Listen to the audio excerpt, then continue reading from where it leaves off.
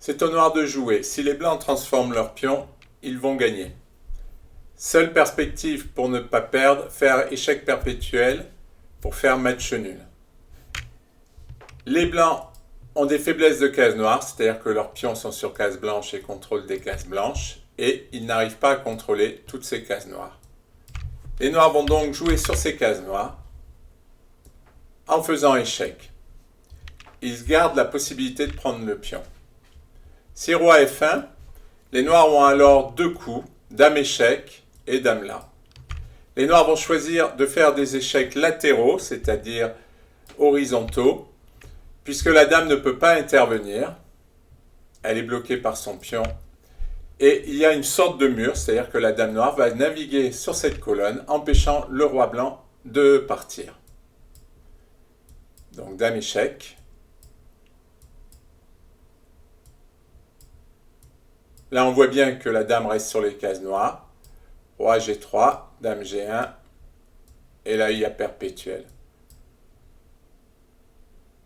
Je vais revenir en arrière.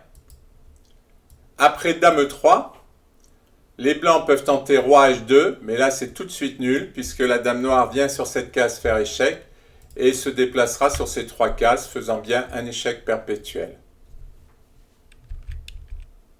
Donc après dame E3, nous avons vu que roi F1 ne marche pas, roi H2 ne marche pas.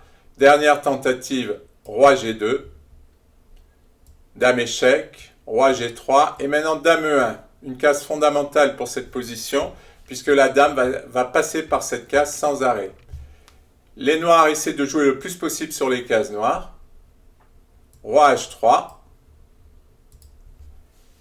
Les blancs auraient pu tenter de s'échapper par roi F4, mais là, ils se rapprochent des pièces adverses et les noirs vont pouvoir leur faire échec et mat. Ils se bloquent avec la dame et donc les noirs vont faire un sacrifice pour ouvrir les lignes, c'est-à-dire les pions vont disparaître, ce qui va favoriser le déplacement de la dame. Échec. La dame revient ici. Et le roi n'a pas beaucoup de cases. Et maintenant, échec et mat. Pion contrôle les cases.